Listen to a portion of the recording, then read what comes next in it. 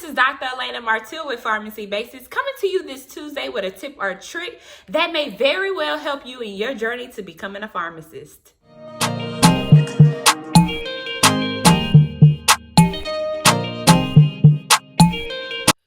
Before we get into all of that, I really have to ask you, did you enjoy your holiday? We had Cyber Monday, we had Black Friday, and Thanksgiving. It's the holiday season, y'all. I am so excited, I promise you all. I want to know, what did you do differently this season? Then maybe you go to a family member's house out of state. Did you travel to a different country?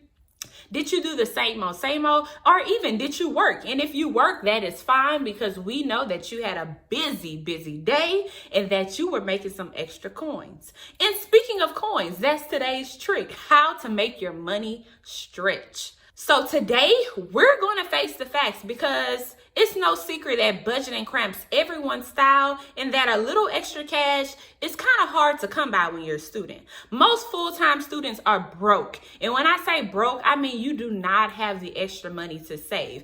Every nickel and dime has its place. The trick to making your money stretch and living large all at the same time is budgeting your accounts properly, because we all know that nothing cramps a style like a declined card. And I know that no one wants to hear the word budget, but it's important that you do that. It saved my life, and it actually showed me that I had a little extra money to spend on things that I wanted or I like. Also, living a minimalistic life is the way you should probably go. Minimalistic does not mean that you have to eat ramen or ramen noodles, whatever they call it. It does not mean that you can't go to parties. It does not mean that you can't get drinks with friends. It does not mean that you have to wear hand-me-downs. It's not all of that. It simply means just having only the essentials to live. I will definitely have a video later on all about budgeting and its details, and a little bit about how I made it through undergrad in pharmacy school without a consistent job.